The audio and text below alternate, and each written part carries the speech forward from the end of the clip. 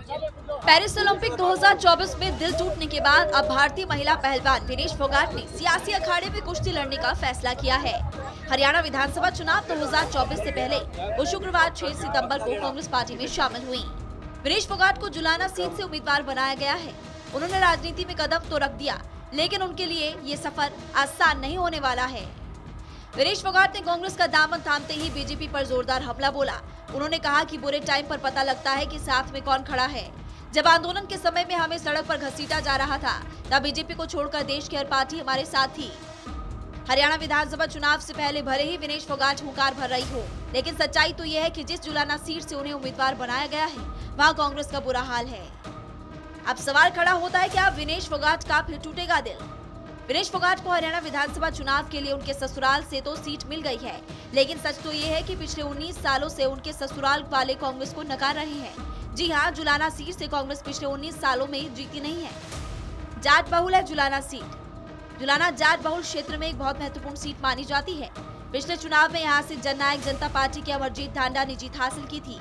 2009 से 2019 तक ये सीट इंडियन नेशनल लोकदल के परमिंदर सिंह के पास थी। हरियाणा की जुलाना विधानसभा सीट की बात करें तो 1967 में यहाँ से कांग्रेस के दाल सिंह चुनाव जीते थे। उसके एक साल बाद स्वतंत्रता पार्टी के नारायण सिंह ने उनकी जगह ली। उसके बाद 1970 में बाई इलेक्शन हुआ और दाल सिंह दोबारा से जुलाना के विधायक चुने गए। 1972 में कांग्रेस के ही फतेह सिंह ने जुलाना सीट से जीत हासिल की। 1977 में बड़ा बदलाव हुआ और जनता पार्टी के जिले सिंह ने कांग्रेस को झटका देते हुए जीत दर्ज की। 1982 और 87 विधानसभा चुनाव में लोकदल के कुलबीर सिंह को जुलाना की जनता ने अपना विधायक चुना।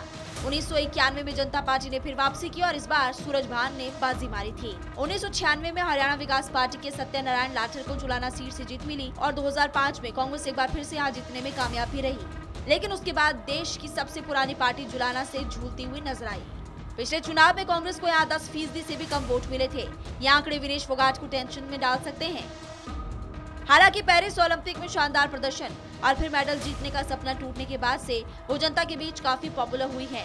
हरियाणा विधानसभा चुनाव 2024 में इमोशनल कार्ड उनके काम आ सकता है। देखना दिलचस्प होगा कि विनेश फोगाट जुलाना से कांग्रेस की झूलती किस्मत को बदल पाएंगी या फिर नहीं। Bureau report, Republic Bharat.